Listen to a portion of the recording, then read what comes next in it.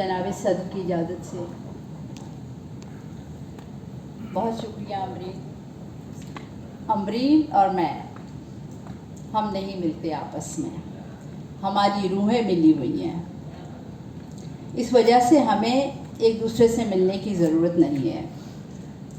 हम जब भी एक दूसरे से मिलते हैं तो कहते हैं ऐसा कैसे हो सकता है कि दो अफराद दो मुख्तलिफ दुनियाओं में रहते हैं और वो एक ही तरह सोचते हैं। स्टेज पर बैठे हुए अकाबरीन में मैं महमूद शाम साहब का ज़िक्र करना चाहूँगी। मेरे उस्ताद हैं, मेरे मौसिन हैं, जिन लोगों ने कलम पकड़ कर लिखना सिखाया, उनमें इनका शुमार है। और इतने मेहरबान, इतने शफीक, यानी जब मैं स्टूडेंट थी शायद 8वीं क्लास में या 9वीं क्लास में, उस वक्त से लेकर आज तक मेरे सर पर इनका शफ़क़त भरा हाथ है। मैं बहुत खुशकिस्मत समझती हूँ खुद को कि महमूद शाम साहब हमेशा मेरे साथ रहे, हमारे मुश्किल दिनों में हमारे साथ रहे, हर तरह का ताउन हमें हासिल रहा, जो एक बड़े अदीब की और एक बड़े इंसान की पहचान होती है।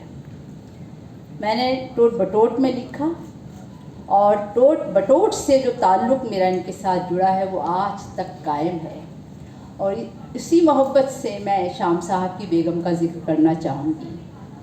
मुझे हमेशा ऐसा लगा कि ये दोनों मेरे बड़े हैं और जहाँ भी मैं गई हूँ, दुनिया के किसी भी हिस्से में मेरी मुलाकात जब इनसे हुई है तो मुझे ऐसे लगता है कि मैं अपने घर वालों से मिल रही हूँ।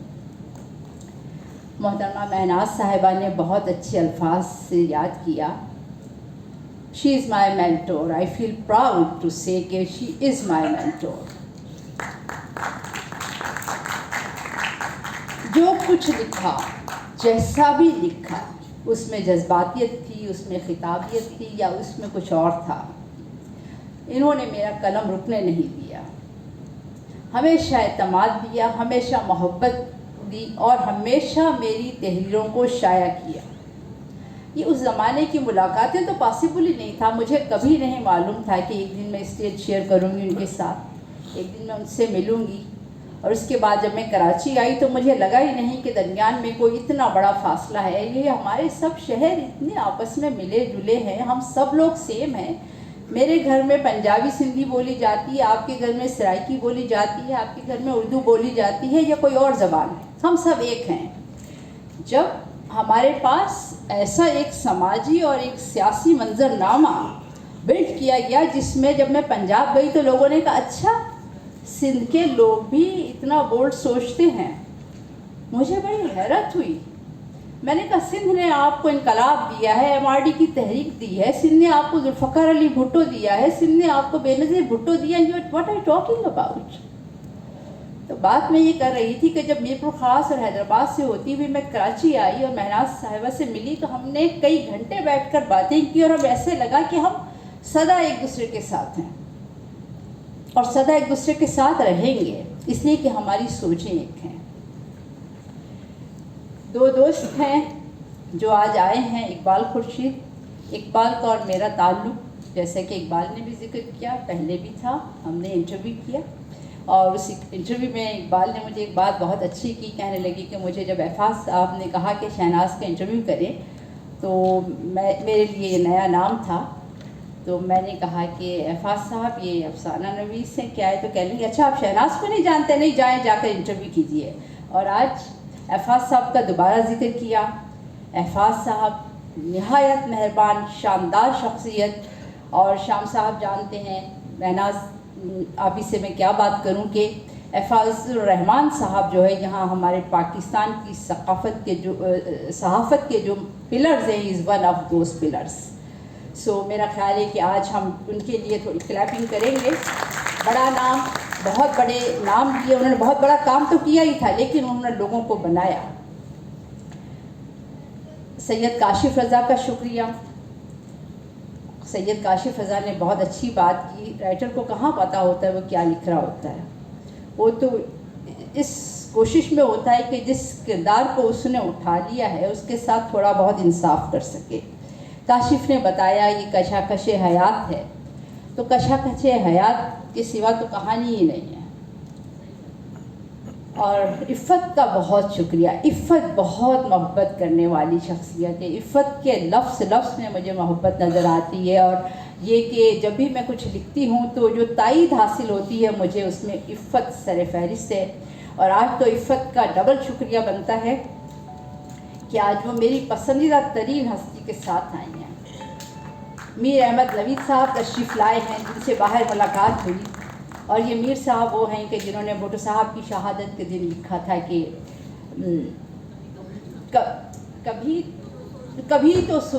کبھی تو ایک just minute let me recall it because I remember the whole نظم کے. کبھی تو سوچنا یہ تم نے کیا کیا لوگو, یہ کس کو تم نے سردار کھو دیا لوگو, اور ہوائے بغض و عداوت چلی تو اپنے ساتھ اڑا کے لے گئی انصاف کی قبا لوگو. یہ ہے میر احمد نوید صاحب. اور جن اشعار کے ساتھ میں نے زندگی بسر کرنے کی کوشش کی ہے اس میں ایک شعر ہے میر صاحب کا کہ سینے میں میرے زہر اترنے نہیں دیتے, سینے میں میرے زہر اترنے نہیں دیتے, زندہ رہیں وہ لوگ جو مرنے نہیں دیتے. اب آتے ہیں کہانیوں کی طرف. کہانیوں پر سیر حاصل گفتگو ہوئی, سب نے تعریف کی. یہ مرحلہ ہی ایسا ہوتا ہے, یہ کوئی تنقیدی نشست تو ہے نہیں کہ بخیے ادھر ڈالیں. لیکن ان ساری کہانیوں میں نے ایک کوشش کی ہے کہ یہ جتنے بھی اس کے کردار ہیں, جو ثقافتی رنگ آپ کو ان میں نظر آ رہے ہیں, جو ان کرداروں کی اذیت ہے, جو ان کرداروں کا درد ہے, جو ان کرداروں کی زندگیاں ہیں, بے ترتیب ہیں, بے ڈھنگی ہیں, بے مقصد ہیں, ان سب کو میں تھوڑا سا آپ کے سامنے پیش کر کے کہوں کہ اس کردار کے ساتھ میں نے انصاف کیا ہے. ہمارے پاس ہم لکھنے کے لیے لکھ جاتے ہیں اور ہم کہتے ہیں ہماری کتاب آ گئی ہے. کچھ لوگ آ کے سامنے کہتے ہیں کہ 10 کتابیں آ گئی ہیں, 20 کتابیں آ گئی ہیں, لیکن اس میں پڑھنے کے لیے جو مواد ہے, جس میں سچ بولے, جس میں دیانت ہو, وہ بہت کم ہوتا ہے. میری یہ کوشش ہوتی ہے کہ کم سے کم لکھوں, لیکن جو لکھوں, جیسے احمد فراز کو یاد آتا ہے کہ تپا کے جاں سے لکھا, تو پوری کوشش کرتی ہوں کہ تپا کے جاں سے لکھوں. اور آپ لوگ کہتے ہیں ان کرداروں کے ساتھ انصاف ہوا, لیکن میں کہتی ہوں انصاف کی گھڑی شاید ابھی بہت دور ہے. میں دنیا کا اچھا ادب پڑھنے کی کوشش کرتی ہوں, اور اچھا ادب وہی ہے جو آپ کو انسان کے درد تک رسائی دے, اور آپ کے اندر جتنی بھی ثقافتی بیریئرز ہیں, لسانی بیریئرز ہیں, مذہبی بیریئرز ہیں, اس کو توڑ ڈالے. کچھ عرصے پہلے میں نے اکبر صاحب کے ہی is very kind person and behind my all stories and literary جو جرنی ہے آئی گیو کریڈٹ ٹو ہم. تو انہوں نے مجھے ایک ناول سے انٹروڈیوس کروایا, کازو اشیگورو کا ناول, از اے ناول لوریٹ, 2005 میں لکھا ہوا ناول نیور لیٹ می گو. اس سے پہلے بھی میں نے اچھے اور بڑے ناول پڑھے ہیں, اور اردو زبان میں بھی بہت اچھے ناول ہیں, لیکن اس ناول نے مجھے بتایا کہ ادب کیا ہوتا ہے, تخلیق کسے کہتے ہیں, اور تخلیق کیسی ہونی چاہیے, اور اس کی جو پرواز ہے وہ کہاں تک ہونی چاہیے, اس کا وار کہاں تک ہونا چاہیے.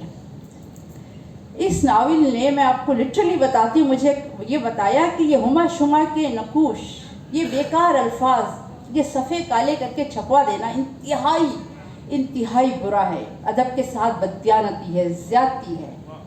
وہ لفظ نہ لکھیں آپ جس کے اندر کوئی تحریک نہیں ہے, وہ کردار نہ تراشیں آپ جو جھوٹے ہیں, جس کے اندر مکر ہے.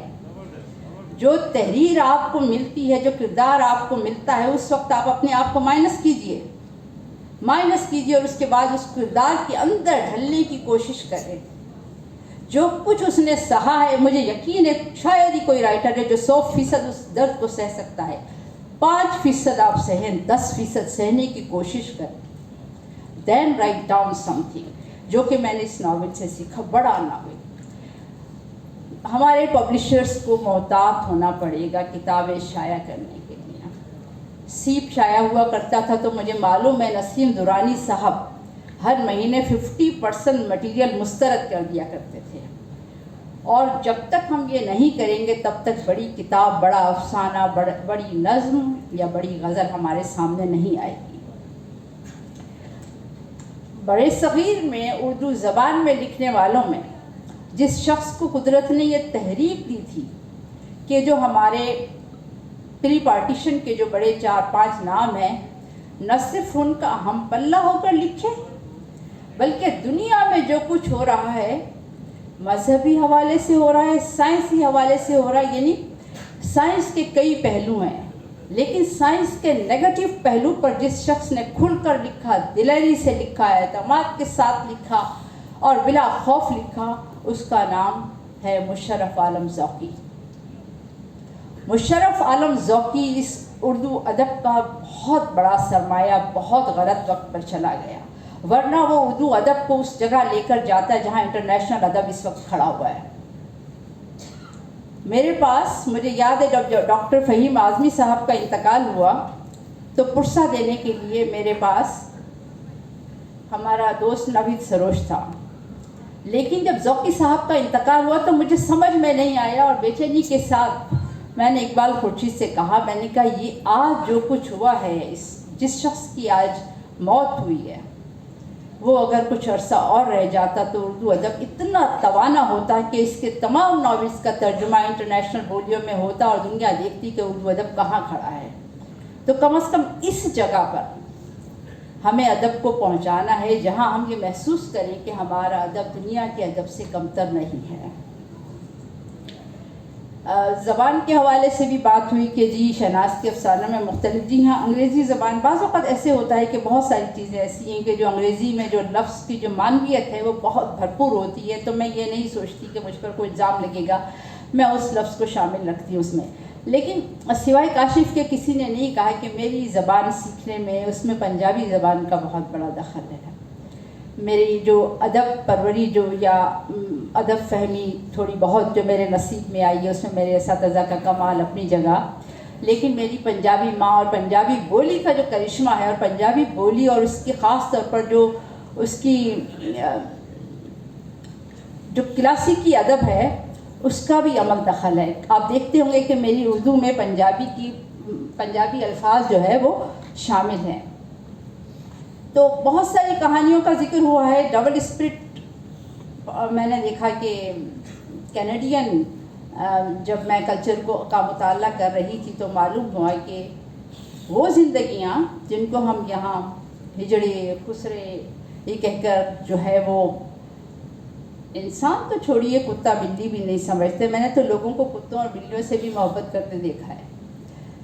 وہاں پر جس وقت تک ہمارے پاس یورپی کلچر کی آمد نہیں ہوئی تھی اور ان کے سانچے میں ڈھلے ہوئے بڑے جس کو کہتے ہیں کہ صاف ستھرے شفاف قسم کے آئینے قسم کے جو ہے وہ قوانین نہیں آئے تھے کہ جی آپ نے کیسا سلوک کرنا ہے کسی انسان کے ساتھ، اس وقت تک خواجہ سرا ہوں یا تیسری جنس ہوں اس کے ساتھ برا سلوک نہیں کیا جاتا تھا۔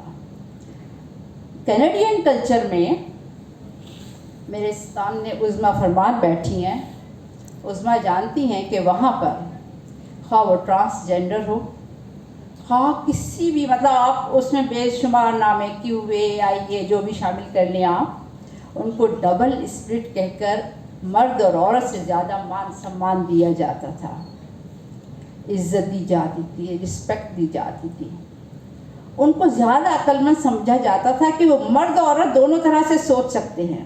ہم دیکھتے ہیں ہمارے صوفی شاعر جب خود کو عورت محسوس کرتے ہیں تو وہ شاید زیادہ محبت کے ساتھ، زیادہ خلوص کے ساتھ، زیادہ شدت کے ساتھ، زیادہ اصرار کے ساتھ اپنا بیان کر سکتے ہیں۔ تو یہ مان سمان تھا۔ گمشدہ افسانہ یہ کردار میری آنکھوں کے سامنے ہے اور میں نے اس کردار کا مشاہدہ کیا۔ مجھے خوشی اس بات کی ہے کہ میرے جیسی ایک معمولی رائٹر کو بھی انگلستان سے کال آ جاتی ہے کہ جی میں تو ساری زندگی ان لوگوں کے خلاف رہی، یہ رہی وہ رہی، کل میں نے آپ کا افسانہ پڑھا ہے اور میری جو ہے نا وہ 55 برس کی جو ساری محنت میں ان لوگوں کے خلاف لگی رہی وہ ضائع کر دی آپ نے، اب مجھے سمجھ آیا ہے کہ یہ انسان ہیں اور ہمیں ان سے محبت کرنی چاہیے اور ہمیں ان سے ہمدردی رکھنی چاہیے. میں نے کہا نہیں, انہیں آپ سے ہمدردی رکھنی چاہیے, کیونکہ آپ تو صرف عورت ہیں, یہ عورت بھی ہیں, یہ مرد بھی ہیں, یہ کچھ اور بھی ہیں. ان کے اندر 3 دماغ ہیں, یہ 3 طرح سے دیکھ سکتے ہیں, 3 طرح سے سوچ سکتے ہیں, 3 طرح سے سمجھ سکتے ہیں. تو تھوڑی سی محنت سے مجھے احساس ہوتا ہے کہ کہیں نہ کہیں ادیب کوئی نہ کوئی ایک ایسی یوں سمجھیں کہ ایک کہیں ہنٹ کر جاتا ہے, کہیں کسی کو تھوڑا سا ایک اسٹروک لگا دیتا ہے تو وہ سوچنے پہ مجبور ہوتا ہے, اور ادب کا کام ہی یہ ہے کہ وہ سوچنے پر مجبور کرے. زیادہ وقت نہیں لوں گی. آپ کا بہت سارے ایسے چہرے سامنے نظر آ رہے ہیں جن کے ساتھ میں نے لکھنا شروع کیا تھا. محترمہ رضیہ حکمت صاحبہ میری ٹیچر میری پرخاس سے آئی ہیں, انہوں نے ہمیں اردو پڑھائی ہے. میں ہمیشہ کہتی ہوں کہیں کہیں آپ کو یہ محسوس ہو کہ میری زبان اچھی ہے, مجھے لکھنا آتا ہے, تو آپ مجھ سے زیادہ میرے ٹیچرز کی, میرے اساتذہ کی تعریف کیا کیجیے. اور مس رضیہ حکمت تو وہ ہیں جنہوں نے ہمیشہ پیار سے سکھایا, محبت سے سکھایا. اور وہ عجیب مطلب وقت تھا کہ ہم جو کچھ کہیں, وہ میڈم کی کلاس جس نے لے لی پھر وہ کلاس نہیں چھوڑ سکتا, بلکہ جب وہ کالج سے نکل رہا ہوتا ہے تو جا کے میڈم سے ہاتھ ملانا چاہتا ہے. اور آج مجھے نہیں معلوم تھا وہ تشریف لے کر آئیں گی. Madam is here. Thank you very much ma'am for bearing me, for teaching me what ever I am. آپ کا بہت بڑا کنٹریبیوشن ہے اس میں. راحت سعید صاحب آئے, بہت شکریہ راحت صاحب. کرن سنگھ ہیں, نوید سروش میرپور خاص سے آئے, قمر صاحب ہیں, نصیر سمرو صاحب ہونہار اور ٹوٹ بٹوٹ کے ساتھی بیٹھے ہوئے ہیں. حنیف سحر کو کل میں نے اپنا کارڈ پوسٹ کیا تو کہنے لگی کہ تم کیا سمجھتی ہو, تم نہیں بلاؤ گی تو ہم نہیں آئیں گے. میں نے کہا نہیں, مجھے معلوم تھا آؤ گے, پھر بھی میں کارڈ دکھا رہی ہوں. میرا بہت پیارا بھائی بیٹھا ہوا ہے میرے سامنے, مصطفیٰ ہاشمی.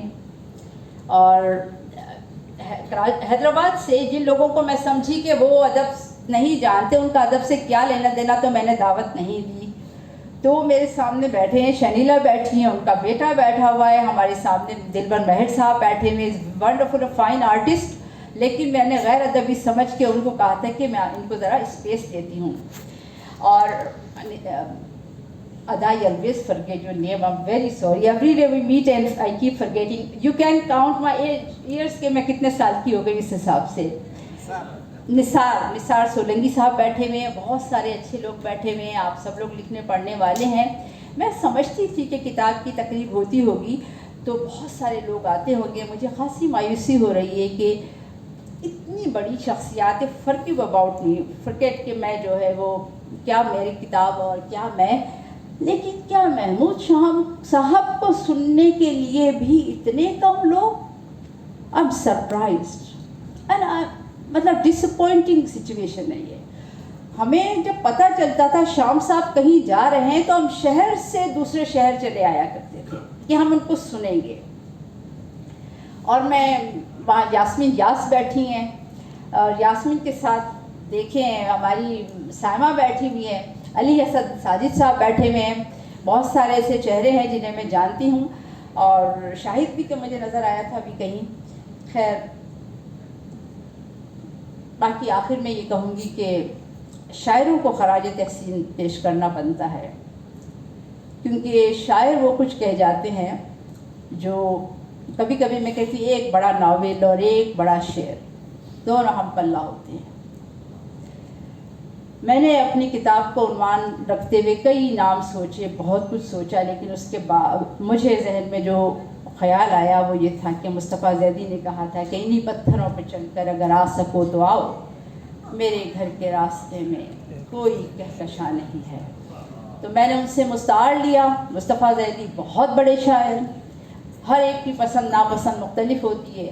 میں جہاں جاتی ہوں میں کہتی ہوں مصطفیٰ زیدی سے بڑا شاعر پاکستان کی زمین نے پیدا نہیں کیا. آپ سب لوگ سلامت رہیے. بہت بہت شکریہ مجھے برداشت کرنے کا. آئی ہوپ کہ آپ لوگ میرے افسانے پڑھیں گے کچھ اچھا لگے بہت اچھا ہے، نہیں اچھا لگے معاف کیجیے گا. خدا